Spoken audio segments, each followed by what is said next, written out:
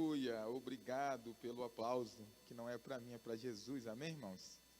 Pude ouvir aí e receber esse espírito de guerreiro de você em casa, que levou a sério e deu um aplauso ao Senhor por esse momento, por essa palavra, porque a palavra do Senhor, ela não é algo simplesmente uma parte da nossa reunião, do nosso culto, da nossa transmissão.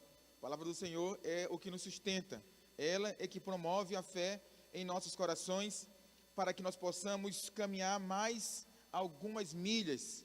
E o Senhor tem nos chamado, na verdade, para isso, para sermos pessoas normais em tempos de anormalidade. Mesmo que tudo esteja caminhando ruim, nós somos o povo da fé. Nós não somos iguais ao mundo no que diz respeito ao nosso homem interior, porque foi colocado dentro de nós o Espírito da vida, a vida do próprio Deus foi colocada em nós, para nós darmos uma resposta nesse tempo. E é nesse tempo, como disse o pastor Paulo, que nós vamos avançar sim, que nós vamos prosperar sim, que nós vamos experimentar de muita coisa boa da parte de Deus. Esse é o Espírito da fé, é nisso que eu creio, e é a respeito disso que nós vamos falar. Como você pode ter visto na divulgação do culto, a palavra a ser compartilhada é inabaláveis, inabaláveis.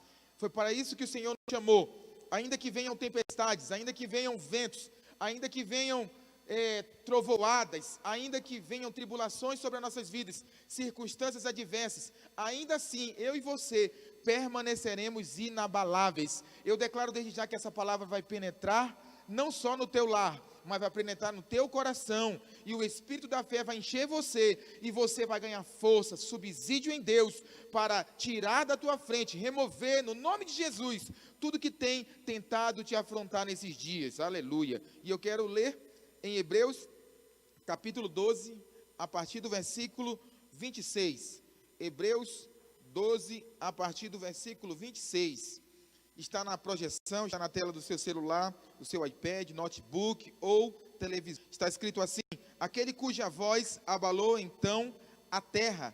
Agora, porém, ele promete, dizendo: ainda uma vez por todas farei abalar, não só a terra, mas também o céu. Ora, esta palavra, ainda uma vez por todas, significa a remoção dessas coisas abaladas, como tinham sido feitas, para que as coisas que não são abaladas permaneçam. Por isso, recebendo nós um reino inabalável, retenhamos a graça, pela qual sirvamos a Deus de modo agradável, com reverência e santo temor, porque o nosso Deus é fogo consumidor. Sabe, uma palavra séria, uma palavra liberada, e uma palavra até aparentemente contraditória, não é? Embora paradoxal, Deus está afirmando, Deus está prometendo que coisas serão abaladas, Ele está prometendo que virão coisas para abalar. Então, eu sei que é um pouco diferente daquilo que a gente crê, mas na verdade, o Senhor está dizendo isso com um objetivo, porque tudo que Deus faz é com um objetivo. O que Ele está dizendo na verdade? Ele diz que as coisas que vêm para abalar, elas vão fazer distinção entre as que se abalam e as que não se abalam. Porque não tem outra forma de saber quem é inabalável. Não tem outra forma de saber quem de fato crê, quem de fato tem fé. E não uma fé pela fé, mas uma fé na base correta. Não existe outra forma de haver distinção entre aquele que projetou a sua confiança no Senhor e aquele que projetou a sua confiança em qualquer outra coisa, ou que de repente não tem confiança. Não tem como fazer separação entre o homem, como diz a Bíblia, que projetou, construiu a sua rocha, a sua casa sobre a rocha, e aquele outro homem tolo que construiu a sua casa sobre a areia. Não tem outra forma senão vindo os ventos, vindo os furacões, vindo os terremotos, as ondas, as tempestades. Essa é a única forma. O texto está dizendo, está prometendo na verdade: ainda farei abalar, para que aquelas coisas que são abaláveis possam ser separadas daquelas que não se abalam. Eu quero dizer desde já, meu irmão, essa palavra é para mim, é para você. Você é, da parte de Deus, aquele que não se abala. Ainda que venham circunstância, você não será regido pela circunstância. Ainda que venham provações, e elas virão sobre esse mundo, sobre todas as coisas, como diz o texto, ainda assim, você será inabalável. Aleluia. Essa é a promessa de Deus para nós, porque nós estamos nele. Sabe, eu vou dizer, o problema da tribulação não é a tribulação em si mesmo. O problema da tribulação, na verdade, é o sentimento que ela projeta em nossos corações. Porque você sabia, existem pessoas que passam por tribulações e são afligidas. E existem outras que passam e não são afligidas. A diferença não está na tribulação, a diferença está em quem está dentro da tribulação. Porque muitos, ainda cristãos, infelizmente, aceitam a angústia, aceitam medo, aceitam ansiedade. E é muito comum hoje você ver homens e mulheres de Deus de fato, dentro da igreja, até envolvidos, aceitando para si a ansiedade, a crise, o desespero, algo na alma que torna a vida muito frágil, né? Isso é normal para o mundo, mas não deve ser normal para mim e para você. A vida cristã não consiste em uma vida de medo e ansiedade. A vida cristã consiste em uma vida de confiança, estabilidade e fé. Isso que consiste a vida cristã. Quando você ouve, por exemplo, uma notícia no telejornal, como Algo do Mundo, esses dias, eu estava assistindo o jornal e eu vi um jovem delegado, um rapaz bonito, casado também com uma jovem de aparência muito formosa, e de repente, 2 tiros. Um tiro fatal nela e ela morre, e um tiro fatal nele. Então tem a primeira versão, homicídio seguido de tentativa de suicídio. E a outra versão da polícia é: a moça tenta matar o marido, e o marido toma a arma dela, recebe um tiro, mas consegue tomar a arma dela, então projeta um tiro nela. Sabe, eu fico pensando, às vezes você investe tanto tempo em tua vida profissional, você investe tanto tempo em passar no concurso, em ser bem-sucedido em alguma área, e não cuida da parte mais frágil da tua vida, que é a tua alma. Eu vou dizer para você, a Bíblia diz: louco, se essa noite pedirem a tua alma, para quem serás? O que tens a oferecer? Ou seja, qual que é a estrutura, o que foi gerado, qual que é a tua identidade interior, e foi gerado a partir de quê, ou a partir de quem? Sabe, quando você vê isso no mundo, você não pode esperar outra coisa. O mundo é isso. O mundo são essas coisas que o autor de Hebreus está dizendo. São coisas abaláveis. São pessoas abaláveis. Infelizmente, é isso que é a verdade. Eles são frágeis, eles se suicidam, eles se matam uns aos outros. Mas preste atenção, a tribulação, ela é para separar as coisas que são abaláveis das que são inabaláveis. Você, como cristão, não pode aceitar isso. Quantos tem sofrido sugestões malignas, porque o diabo tem percebido fragilidade em suas almas, tormento, medo, pavor, e tem recebido sugestões malignas de que vão morrer, de que vão passar coisas piores, de que a coisa vai piorar. Não vive por uma expectativa de algo melhor, não vive por uma esperança de que as coisas vão melhorar. Por que isso acontece? Porque existe um segredo na vida cristã, que todos nós precisamos de ter revelação, precisamos de ter experiências. Não podemos aceitar sentimentos malignos como ansiedade e medo. Não podemos aceitar, porque esses são, na verdade, oriundos de pensamentos errados. Foi ministrado na quinta-feira para você: imagens erradas projetam sentimentos errados, e aí por isso ações, atitudes, comportamentos errados também. Então eu preciso corrigir, eu preciso, na verdade, mudar a minha forma de crer, para poder experimentar do melhor de Deus para a minha vida. Sabe, você vê, infelizmente, muitos irmãos, eles pedem oração dos pastores, e não é errado pedir oração dos pastores, porque nós estamos aqui justamente para cooperar, mas você não pode pedir a oração do pastor como quem não tem fé. Muito pelo contrário, tem que pedir como quem tem fé. Muitos irmãos, infelizmente, pedem oração e até dizem de uma forma desesperada, expressando o tamanho de desespero: eu confio no Senhor, eu confio, mas na verdade não confia, porque se o sentimento expressado é de desespero, é porque o pensamento também é de desespero, o pensamento também é de uma falta de fé, de uma falta de confiança. Então você não pode utilizar-se das coisas que são legítimas na vida cristã com o sentimento mundano, porque eu vou dizer para você, esses sentimentos que têm atormentado a muitos, infelizmente até cristãos, eles são sentimentos da parte do diabo. O medo produz tormento, produz angústia, o medo produz insegurança, e isso não pode fazer parte de nós. Aí eu te pergunto, na verdade, por que isso acontece?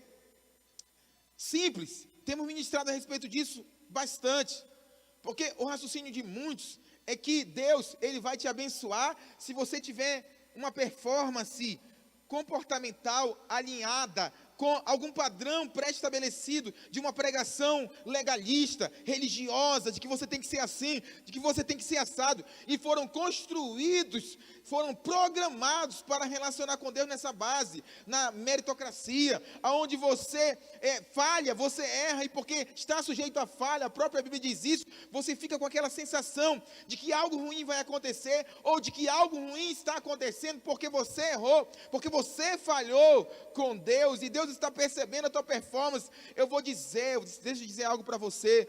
Quando você não erra, para Deus não muda nada. Quando você erra, para Deus também não muda nada.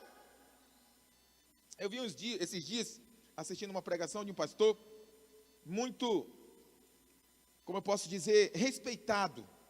Não respeitado por seu status natural, mas respeitado pelo que ele prega. E o que ele prega é o Evangelho. E ele dizia assim, ele fez o público recordar de quando não era cristão. E aí ele fez a seguinte pergunta, ele disse, olha, pensa um pouquinho atrás, quando você ainda não era crente, você fazia coisas maus, você pecava? E aí o povo riu, porque é óbvio, todos pecavam. E aí ele disse, agora você consegue lembrar de alguma coisa boa que você tenha feito quando você ainda não era crente? Aí eles balançaram a cabeça, confirmando que sim. Ele disse, pois é, então por que quando você se tornou filho de Deus, a coisa não é diferente? Você pratica agora muitas coisas boas, muitas coisas justas, mas não são elas que definem que você é filho.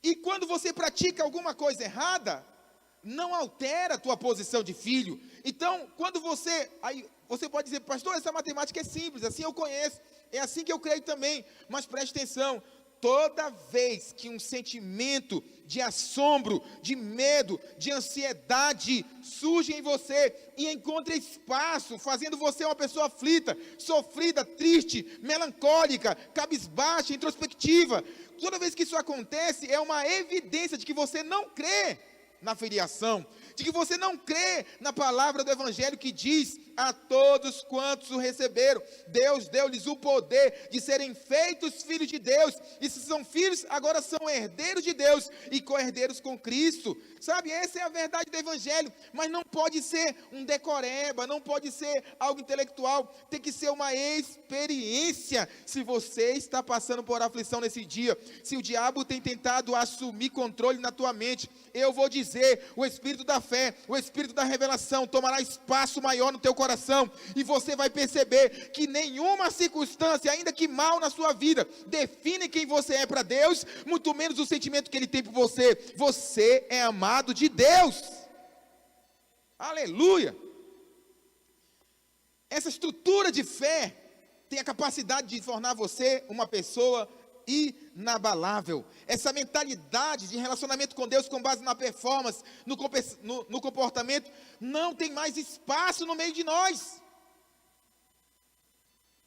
Crentes legítimos, filhos de Deus, sofrendo melancolia, com depressão, tomando remédio controlado, isso não tem mais espaço no meio de nós. Nós vivemos por uma palavra, a única e verdadeira mensagem, o Evangelho, que é o poder de Deus para a salvação de todo aquele que crê.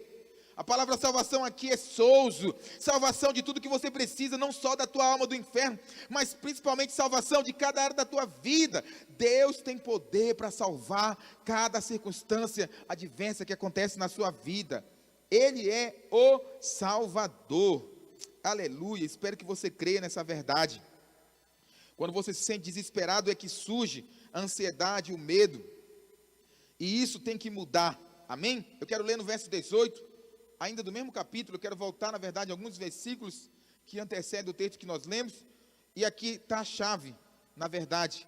São dois estilos de vida que o autor de Hebreus propõe, e é ele quem define quem é inabalável e quem é abalável. O texto diz, verso 18, ora, não tendes chegado ao fogo palpável e ardente, e à escuridão, e às trevas, e à tempestade, e ao clangor da trombeta, e ao som das palavras tais, que quantos o ouviram suplicaram que não lhes falassem mais, pois já não suportavam o que era ordenado. até um animal, se tocar um monte, será apedrejado. Na verdade, de tal modo, era horrível o espetáculo que Moisés disse: sinto-me aterrado e trêmulo. Mas tendes chegado ao monte Sião, e à cidade do Deus vivo, a Jerusalém celestial, e à incontestável sorte de anjos, e à universal assembleia, e à igreja dos primogênitos arrolada nos céus, e a Deus, o juiz de todos, e aos espíritos dos justos aperfeiçoados, e a Jesus, o mediador da nova aliança, e ao sangue da aspersão, que fala coisas superiores ao que fala o próprio Abel. Então olha para cá, o que o autor de Hebreus está se referindo aqui é a respeito de dois montes. Então ele dá características de dois montes, e esses dois montes têm característica totalmente oposta.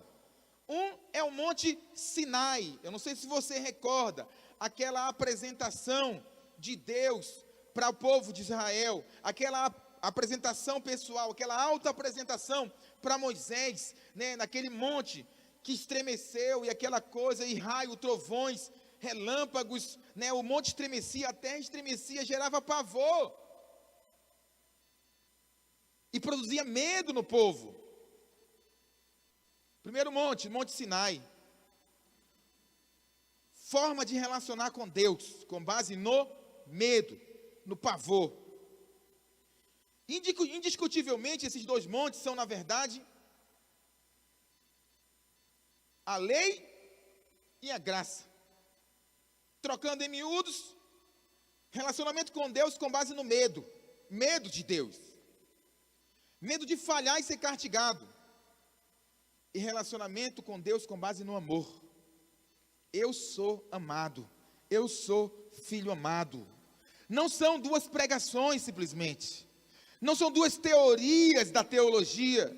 São dois estilos de vida. São duas formas de viver nessa terra. Duas formas totalmente distintas de relacionar com Deus. Salmo de número 125, só no versículo 1 o texto diz: os que confiam no Senhor são como os montes de Sião, que não se abalam, mas permanecem firmes para sempre. Você percebe que a tribulação, a sensação de medo, não é produzida pela tribulação. Quando você está em meio à tribulação, a sensação de pavor e de medo é produzida como consequência de uma crença errada, de uma forma de ver a Deus equivocada, fora do Evangelho. Eu vou dizer, Paulo dizia aos Gálatas: me lamento, me admiro de vocês, que abandonaram, se afastaram tão depressa do Evangelho, para se achegarem a um outro Evangelho, que na verdade não é outro Evangelho, diz Paulo, porque na verdade agora eu vou dizer para você, não existe outro Evangelho. Defina isso para você, não existe. Se você ouvir alguma outra pregação que está desalinhada de um relacionamento com Deus com base somente, unicamente, exclusivamente no amor, não vem da parte de Deus, muito pelo contrário. A Bíblia diz isso, nós mostramos isso na palavra, nas cartas às 7 igrejas. É sinagoga de Satanás, é a habitação de Satanás. Tudo que promove um pensamento a respeito de Deus, que gera medo no coração, preste atenção, não é palavra de Deus. E nós precisamos nos resolver nisso. Quando Paulo diz e prega, insiste no Evangelho da graça, ele é acusado de estar dando liberdade ao pecado. Por que ele está sendo acusado de estar dando liberdade ao pecado? Porque ele está pregando o Evangelho da graça. Então eu vou repetir para você. É uma via de mão dupla. Paulo prega o Evangelho da graça e é acusado de estar dando liberdade ao pecado. Paulo é acusado de estar dando liberdade ao pecado porque prega o Evangelho da graça. Então eu vou dizer, não começou na Igreja Videira, não começou no pastor Aloísio, começou no apóstolo Paulo. Foi para deixar esse Evangelho que Cristo morreu. E eu vou dizer, quando alguém ouve uma pregação como essa, eles nos acusam de estarmos dando liberdade ao pecado. Uma irmã lá no estado do Acre deixou de vir para o culto, não queria mais. Eu mandei perguntar por que ela não estava vindo. Ele disse: não, o pastor falou que todo mundo vai para o céu, quem pega, quem não peca.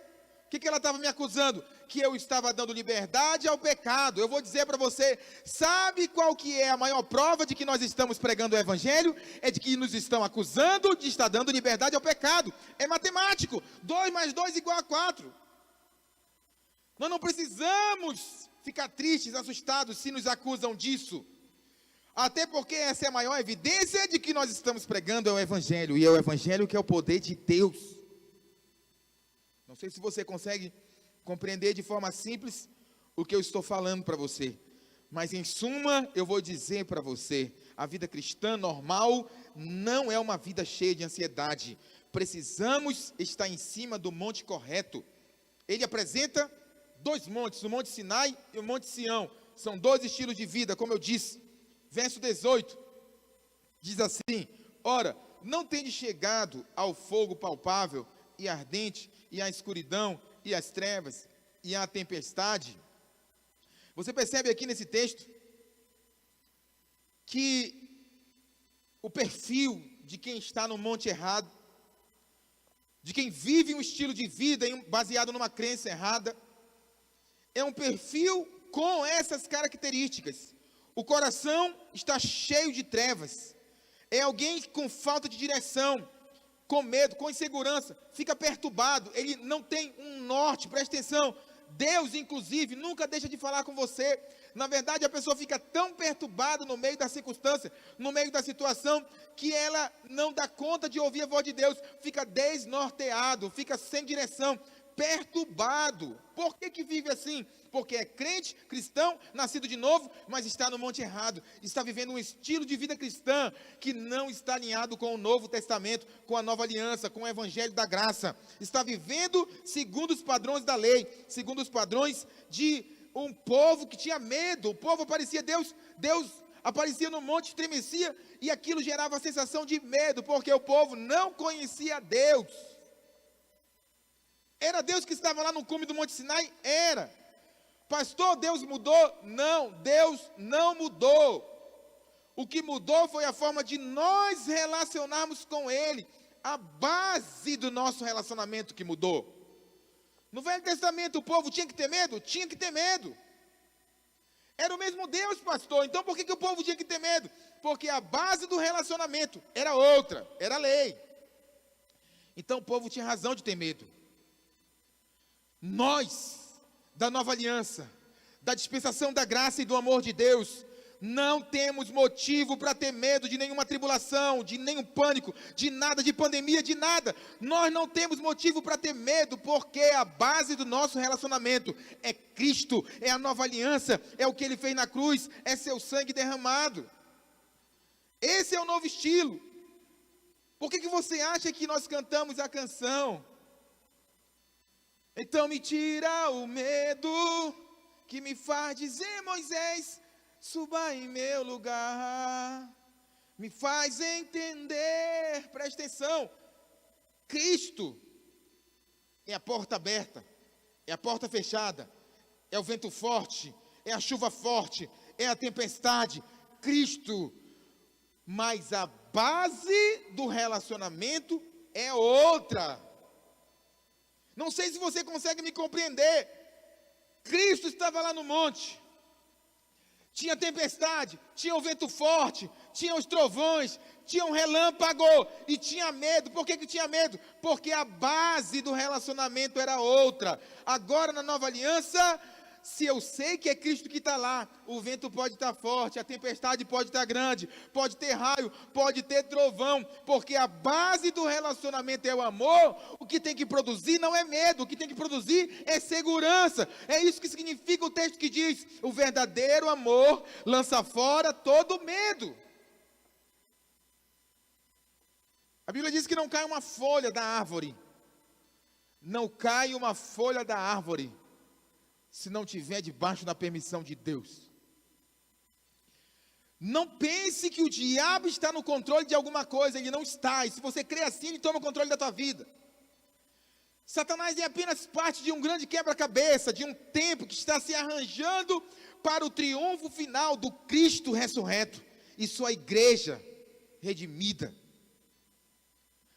Tudo de mal que assola a humanidade, não tenha medo, é mister que aconteça. O texto diz: eu ainda tornarei a abalar, para que as coisas que são abaláveis se separem das que são inabaláveis. Parafraseando para você, a tribulação tornará a vir, e vai ficar pior, e vai ficar cada vez pior. A tendência dos tempos, dos fins dos tempos, é piorar, para que aqueles que relacionam com Deus, com base no medo, na meritocracia, na justiça própria, possam cair, e serem distinguidas daquelas outras, que relacionam com Deus com base na fé, em uma obra consumada, completa na cruz do Calvário, realizada por seu Cristo, seu Filho, que foi enviado, porque Deus amou o mundo de uma tal maneira, que deu seu Filho unigênito, para que todo aquele que nele crê, não pereça, mas tenha vida eterna.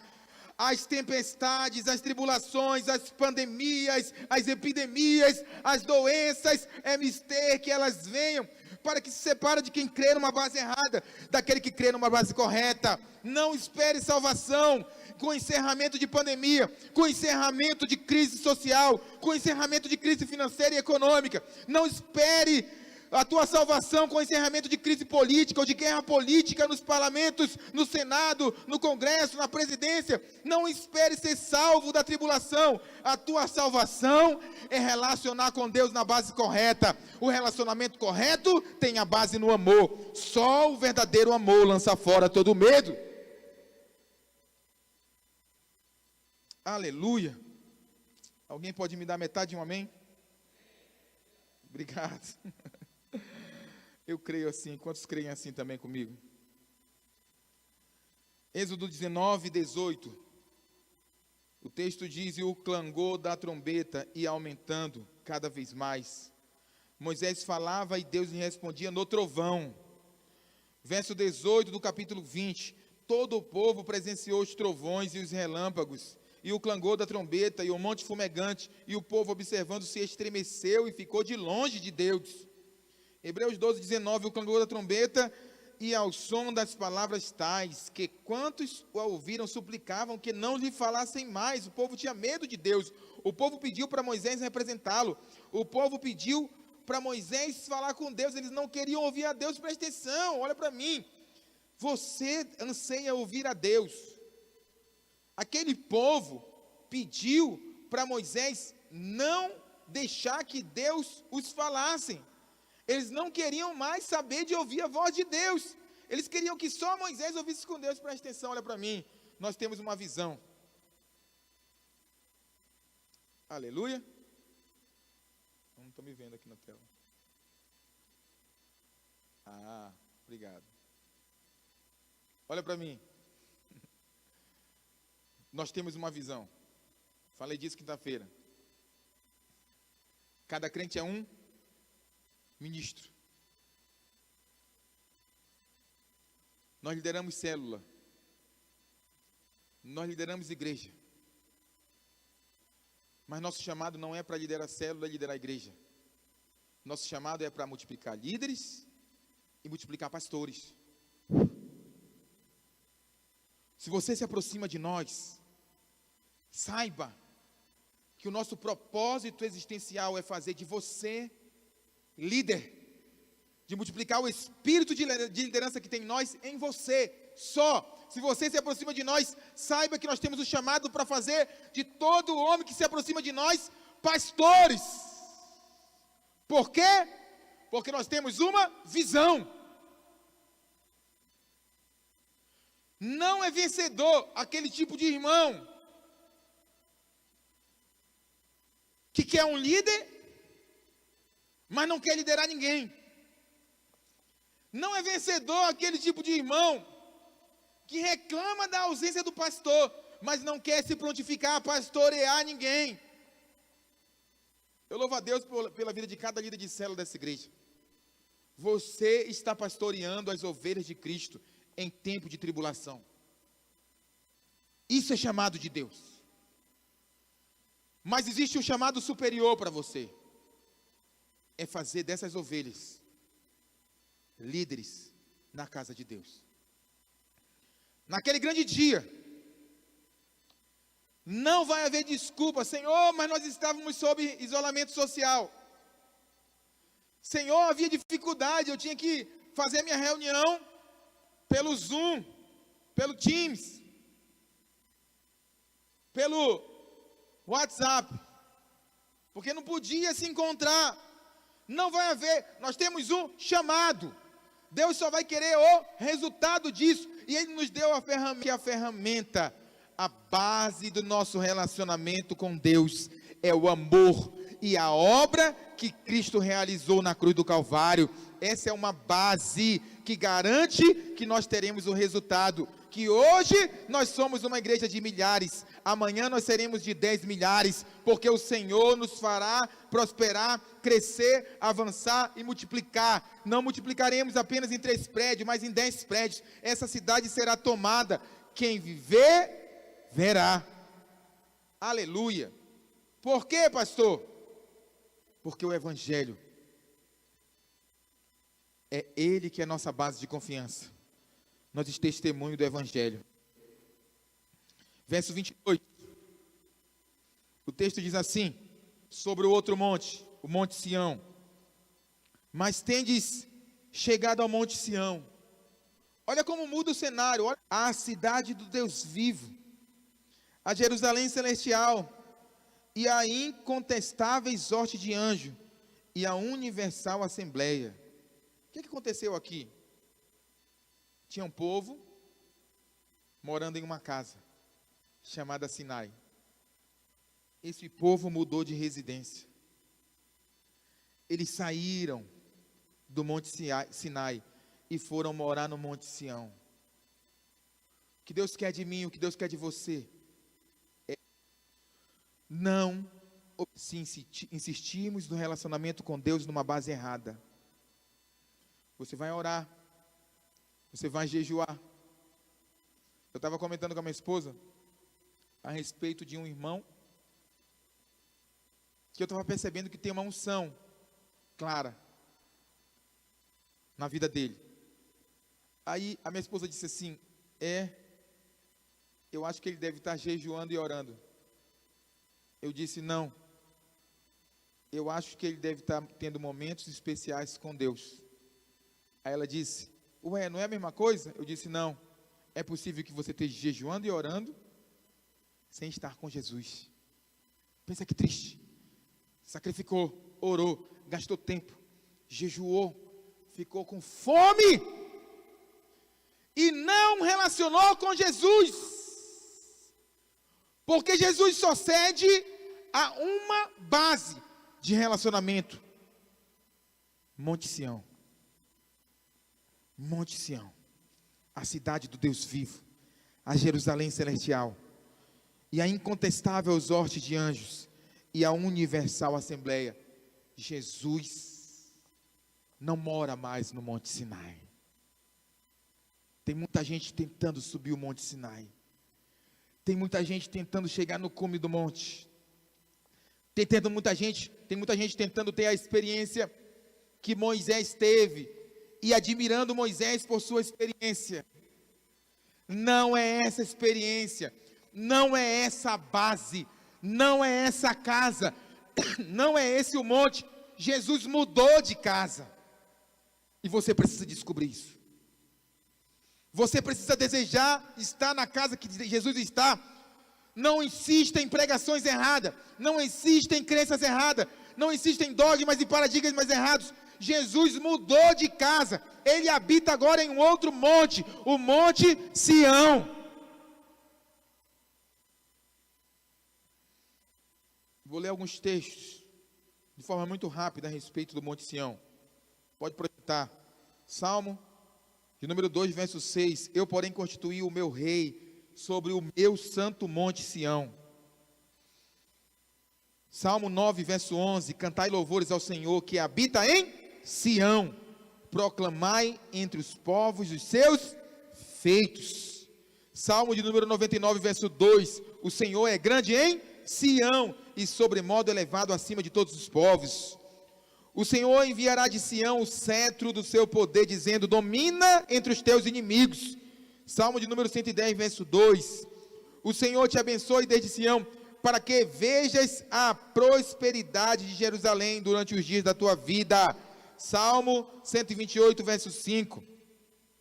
Salmo de número 32, verso 13. Pois o Senhor escolheu a Sião, preferiu-a por sua morada. O Senhor escolheu morar em Sião. Ele escolheu trocar de monte. Ele escolheu trocar de casa. Não vá pelo caminho errado. Cada crença, cada forma de relacionar são dois caminhos. Não entre no caminho errado. Ele escolheu trocar de casa. Se você entrar em um caminho que não é o caminho do Monte Sião, que chega no Monte Sião, você não vai chegar na casa de Deus. Foi por isso que Jesus disse: ei, eu sou o caminho. Eu sou o caminho. Tem muita gente tentando chegar na casa de Deus, mas ele está no caminho do Monte Sinai. Vai dar com a porta na cara. Jesus não está lá. Ele mudou de residência. Ele habita em um outro monte. Tem que chegar por um caminho, e o caminho é Cristo. De Sião te abençoe o Senhor, Criador do céu e da terra. Salmo 134, verso 3. Salmo de número Isaías 35, verso 10. Os resgatados do Senhor voltarão e virão a Sião com cânticos de júbilo. Alegria eterna coroará a sua cabeça. Gozo e alegria alcançarão, e deles fugirá a tristeza e o gemido. Aleluia! Sabe, nós temos aqui uma bússola. Como podemos ter uma vida inabalável? Como eu posso viver uma vida de forma inabalável? Como eu posso sofrer coisas terríveis propostas por essa própria vida aqui terrena, e mesmo assim estar estável, inabalável, com a fé estruturada? Como eu posso? Verso 28 diz: por isso, recebendo nós um reino inabalável, retenhamos a graça, pela qual sirvamos a Deus de modo agradável, com reverência e santo temor, porque Deus, o nosso Deus, é fogo consumidor. Olha para mim. Quando um cristão que tem a mente legalista lê um texto desse, grita diante dele a expressão fogo consumidor. É gritante. E o medo que ele tinha de Deus é multiplicado. Por causa de Deus? Por causa do texto? Não, por causa da mente dele. Porque ele leu o texto da mente dele para o texto. Mas a mensagem não é essa. A ênfase é: retenhamos a graça. Pastor, o senhor está dizendo que Deus não é fogo consumidor? Não, a Bíblia está dizendo que Ele é. Então eu não posso dizer que Ele não é. Eu só estou dizendo que a ênfase não é no que Ele é, mas a base de relacionamento que Ele deixou para nós, os seus filhos, relacionarmos com Ele. Qual que é a base? Está aí a expressão: retenhamos a graça pela qual sirvamos a Deus. Retenhamos a graça.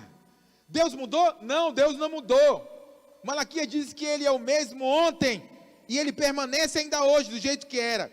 Se Ele era fogo consumidor, Ele continua sendo fogo consumidor. Mas a base do nosso relacionamento é o amor, a graça. O amor profundo, louco, desesperado, perturbador, que esse Deus que é fogo consumidor teve, e enlouquecidamente largou tudo no céu, desceu na terra, apresentou-se em figura humana, se entregou à morte de cruz por amor a você. Ele mudou? Não, Ele não mudou. O que você não sabia é que esse Deus do clangor das trombetas, dos trovões, dos raios, dos relâmpagos, que quando dá um espirro estremece céus e terras, que é fogo consumidor, que é raio, que é chuva, que é trovão, que é tempestade. Esse Deus pavoroso, assombroso, se apaixonou por você desesperadamente. Simples assim. Paulo sabia disso.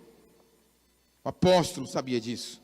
Atos capítulo 20, verso 24. Porém, em nada me considero a vida preciosa para mim mesmo, contanto que complete a minha carreira e o ministério que recebi do Senhor Jesus, para testemunhar o evangelho da graça de Deus. Cada crente é um ministro. Ministro de quê? E por quê? Porque tem ministério. Que ministério? Ministério que recebemos do Senhor. Qual ministério? Sustentar, testemunhar o evangelho da graça. Ponto. Qual é teu ministério? Cuidar de criança? Não! Qual é teu ministério? Cuidar de jovens? Também não. Teu ministério é só um. Foi dado pelo Senhor Jesus. Testemunhar o evangelho da graça. Só. Para quem? É só uma questão de organização na casa de Deus. Mas o ministério não é para quem? Até porque é a toda criatura. O ministério é fazer o quê? Testemunhar o evangelho da graça de Deus. O autor de Hebreus ainda dá outra dica, no verso 24, ele diz: e a Jesus, o mediador da nova aliança, e ao sangue da aspersão, que fala coisas superiores, o próprio Abel. Aqui falou o próprio Abel. Vou pedir para o ministério de louvor, equipe de louvor subir, por favor. O verso 24 diz: e a Jesus, o mediador da nova aliança. Então Jesus é o mediador da nova aliança. Ele mudou de casa. Havia uma velha aliança, e Deus saiu dessa casa e foi para uma outra casa. Ele saiu do Monte Sinai e foi para o Monte Sião. Ele saiu da velha aliança e foi para a nova aliança. Ele saiu do Velho Testamento e foi para o Novo Testamento. Pastor, como nós somos ensinados para encontrar Jesus no Velho? Não, você não é ensinado para encontrar Jesus no Velho. Você só encontra no Velho um mapa para ensinar para onde Jesus foi. Ele saiu do Velho e veio para o Novo. Você não encontra Jesus no Velho. Você encontra algo contando, apontando que ele saiu de lá e veio para o Novo. Que ele saiu do Monte Sião, do Monte Sinai, e veio para o Monte Sião. Que ele mudou de residência. Ele é o mediador da nova aliança. E o sangue da aspersão, que fala coisas superiores ao que fala o próprio Abel. Eu não sei se você conhece o texto, a cena. Abel foi morto por seu irmão Caim. Quando ele morreu, Deus veio ter com Caim. E Deus falou para Caim: o sangue do teu irmão Abel clama a mim desde a terra. Pergunta: se o sangue de Abel clamava, pelo que ele clamava? Por vingança. Por vingança. Muitas pessoas têm um conceito de justiça que não bate com o de Deus. Quando você sofre algo, quando alguém te ataca, quando alguém te desonra, você tem uma tendência de desejar justiça. Que Deus faça justiça em teu favor. Na verdade, o que você está desejando é que Deus vingue você. Não é justiça. Esse é o sangue de Abel. Passou. Deus não ouve. Deus não escuta mais o que o sangue de Abéis clamam. Se você pede vingança, Deus não ouve. Se você pede justiça, Deus não ouve. Ele só ouve um outro sangue que caiu na terra. E esse outro sangue clama. Mas esse outro sangue clama outra coisa. O autor de Hebreu diz que ele clama coisas superiores. Superior a quê? A justiça. Superior a quê? A vingança. Você quer saber o que esse novo sangue clama? Ele clama por perdão, por pecados perdoados. Quando Jesus morreu, segundos antes de expirar, ele disse ao Pai: Pai, perdoa-os, eles não sabem o que fazem. Naquele momento Jesus colocou todos os nossos pecados no mesmo nível. O nível do pequei sem querer. A culpa não é minha. Quando ele morre sob essa circunstância, o seu sangue desce à terra. E a frase que ele disse ecoa da terra para Deus todos os dias dessa tão maravilhosa dispensação. Toda vez que você peca, toda vez que você erra e falha, o eco da voz desse sangue sobe da terra em direção a Deus. E tudo que é: Pai, perdoa ele, ele não sabe o que faz. Se você crê no Evangelho que eu estou pregando para você, ele tem o poder de produzir no teu coração uma segurança de que, embora Deus não tenha impedido de você entrar sobre uma tamanha tribulação,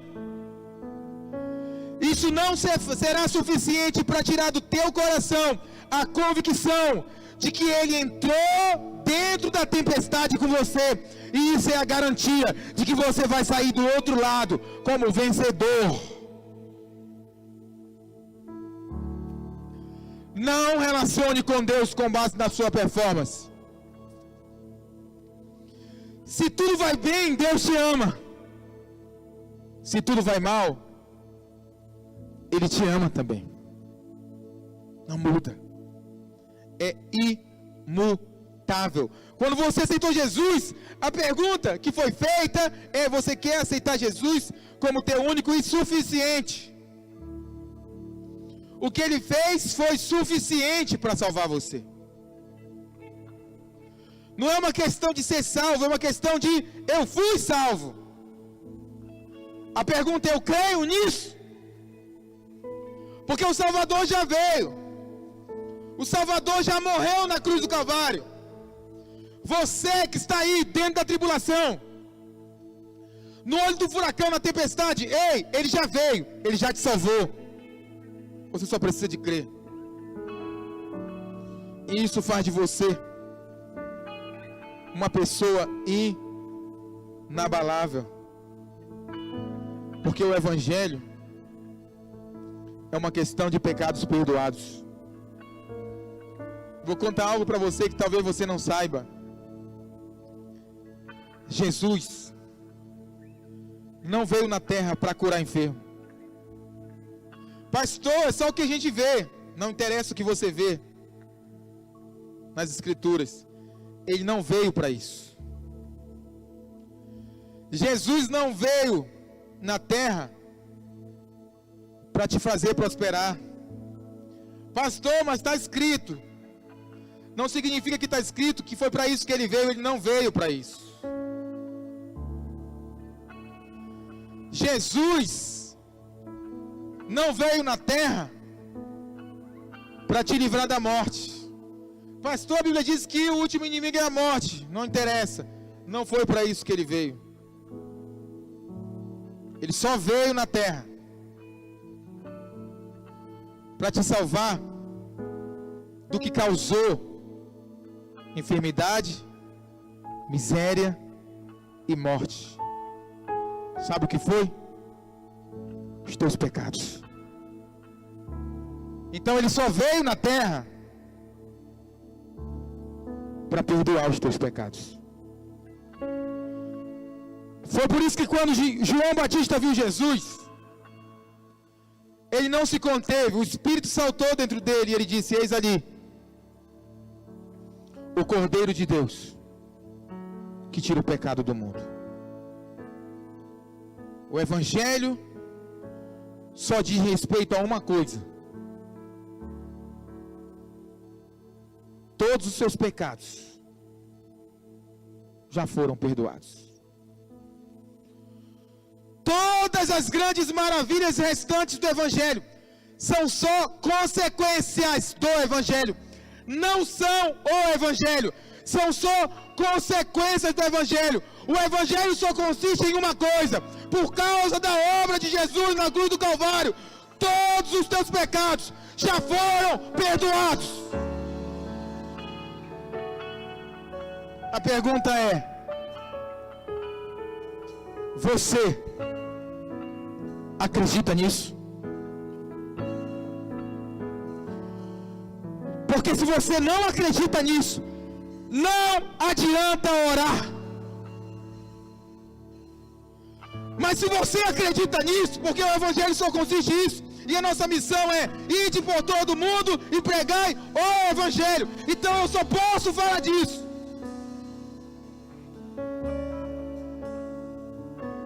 Então você pode ser contado como aqueles que são inabaláveis. Se coloque de pé. Puxe o ar do seu pulmão agora, de forma bem profunda, e respire um ar de esperança. Se você estava sofrendo muita prova de tribulação, em o nome de Jesus, puxe agora o oxigênio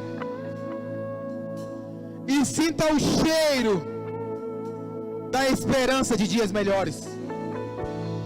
Porque a esperança para nós não é um sentimento. Esperança nossa tem um nome. O nome dela é Jesus Cristo de Nazaré. Você queria ser salvo? Ele já veio. Ele já te salvou. Salvou de quê? Ele salvou de todos os teus pecados. E porque Ele te salvou de todos os teus pecados, isso é garantia de que nada vai poder separar você do amor de Deus. E de que todas as coisas, ainda que ruins, vão cooperar para o seu bem. Existe um amanhã para você. Existe um amanhã para você. Lucas capítulo 24, versículo 46. Ele disse, assim está escrito, que Jesus o Cristo havia de padecer e ressuscitar dentre os mortos ao terceiro dia. E que em seu nome se pregasse arrependimento para a remissão de pecados a todas as nações, começando em Jerusalém. Sabe o que é Jerusalém aqui? É tua família, é tua casa. Você está em isolamento social? Eu te pergunto, você tem pregado arrependimento para a remissão de pecados para os de dentro da tua casa? Esse é o nosso chamado. Sustentar um testemunho para produzir esperança de um amanhã melhor. Esses dias aconteceram 2 fatalidades no nosso meio. Você soube disso. Um foi o pai do pastor Adriano que faleceu. Não sei se você já teve uma experiência como essa. É inimaginável. Morreu o pai dele. Menos de 30 dias, morreu o irmão de sangue do pastor Francisco Tiego em acidente de moto.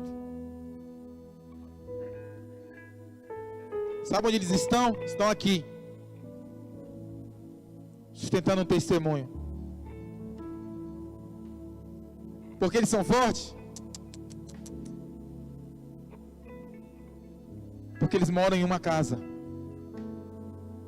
chamada Monte Sião. E qual que é a característica especial dessa casa? Nessa casa mora Jesus, a esperança da glória. Eles não suportaram porque são fortes. Eles suportaram porque são inabaláveis. Porque a circunstância não alterou o sentimento que Deus tem por eles. Não foi permitido que o diabo tocasse na fé desses homens. Homem nenhum suporta a perda de pai e de irmão de sangue. Homem nenhum. Só aqueles que são inabaláveis.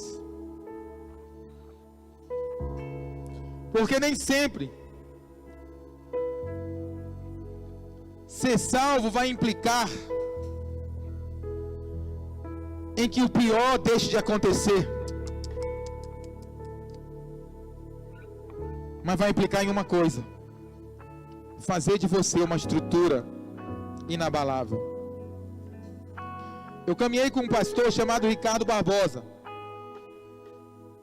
Eu comecei a relacionar com ele no auge, quando ele já tinha acabado de perder um filho de 25 anos.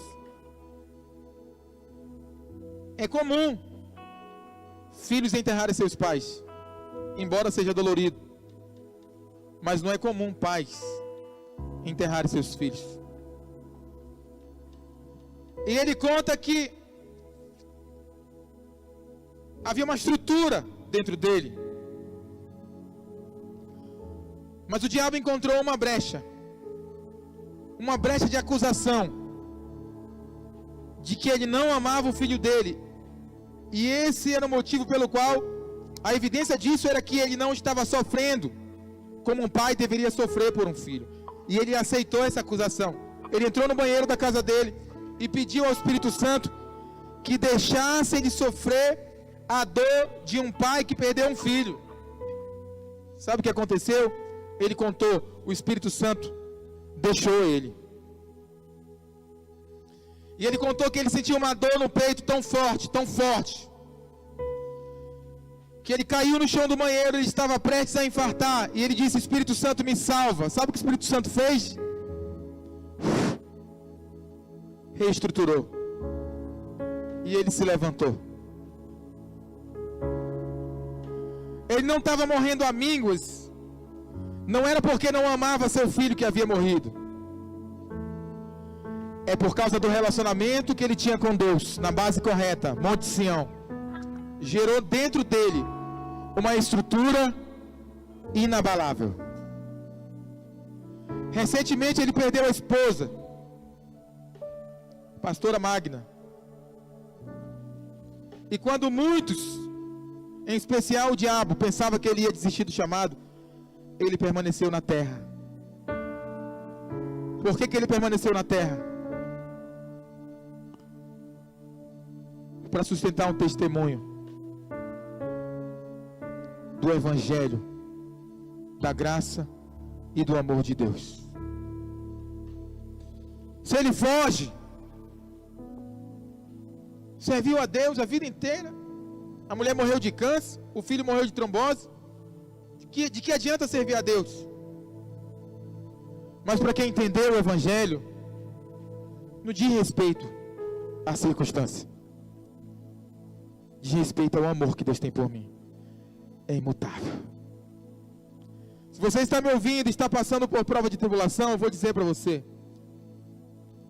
a única frase que vale a pena dizer nesse tempo: Ele te ama. E Ele que te ama, morreu e ressuscitou. E porque Ele ressuscitou, a tua fé não é em vão. Sinta o cheiro de esperança. Feche teus olhos. Sinta o cheiro de esperança. Sinta o cheiro de esperança. Sinta o cheiro de um amanhã melhor.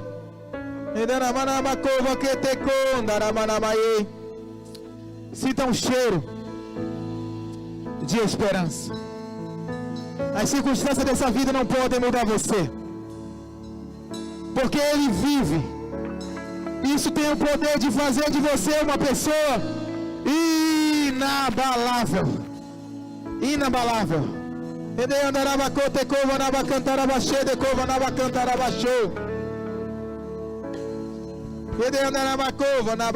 Que Ele vive,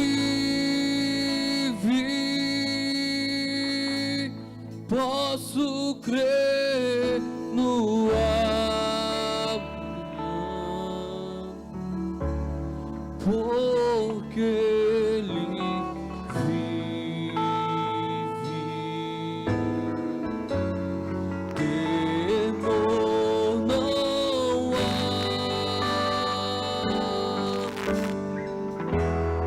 mas eu bem sei, eu sei que a minha vida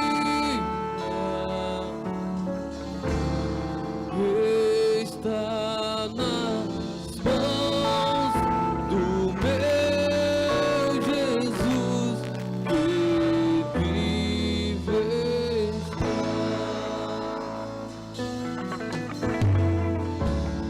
Deus enviou Os olhos fechados, contemple o Senhor nessa noite. seu Filho amado Contemple o Senhor na beleza da sua santidade. para nos salvar e perdoar. Contemple o Senhor na beleza da sua santidade. Na cruz Ele só morreu na cruz por um único motivo: por meus pecados, Ele só morreu na cruz por isso. mas ressurgiu e vivo, pois o Pai está. E porque Ele vive, a tua fé não é em vão. Ele ressuscitou.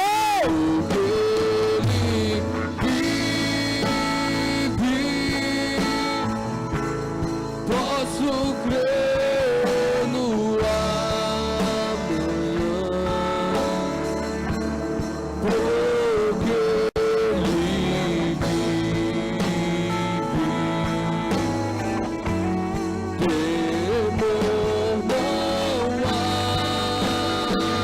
Temor não há,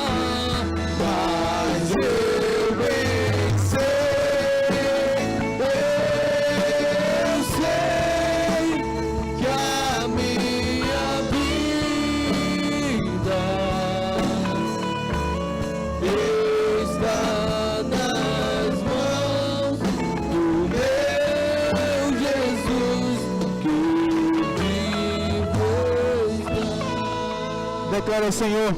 E quando enfim, e quando Shedekovanaba, Surbekotekote Kantarabashi, Narawanabasho, chegar a Tekotekovanaba, Surbekovanabashi, em que amor Darabakantarabashi, Dekovanabashi,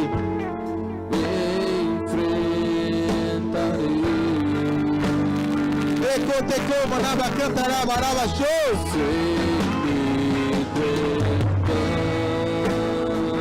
aleluia! Terei vitória, Aleluia! verei na glória o meu Jesus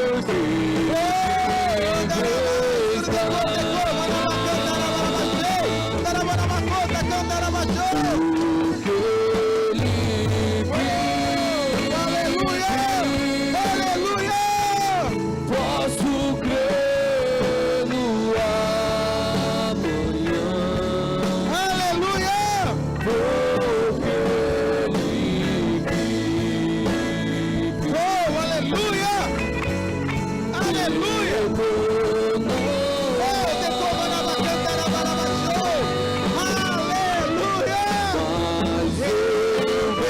venci, eu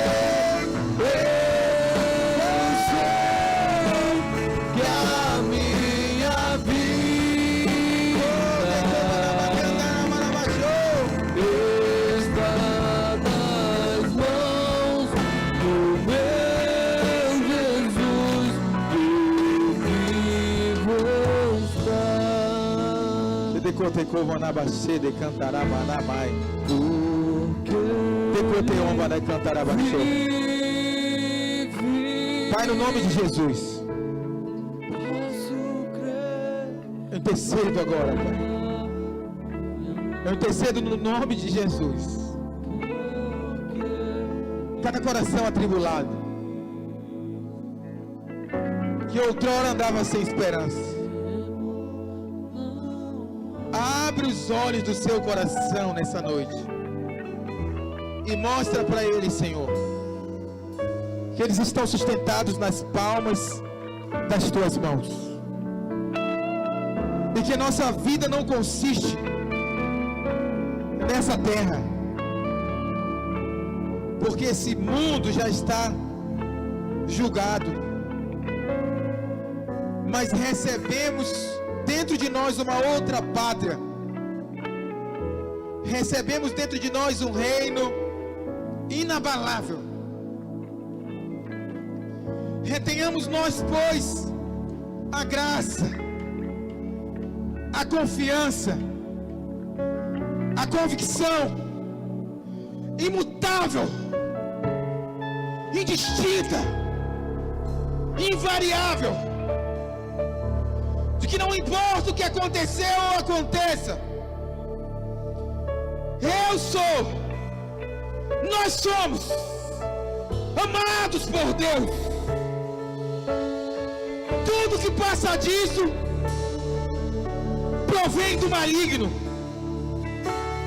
Qualquer variação dessa verdade é da parte do diabo. Nós somos a tua igreja. Nós ganhamos o poder de sermos feitos filhos de Deus.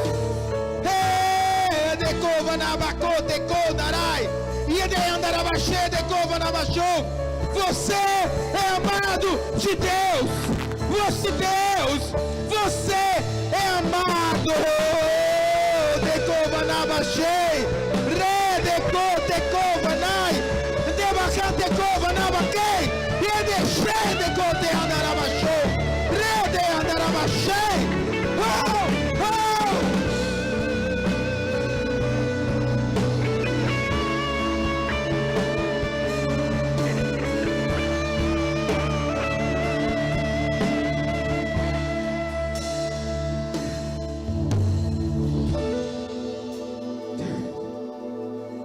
Remove, Deus,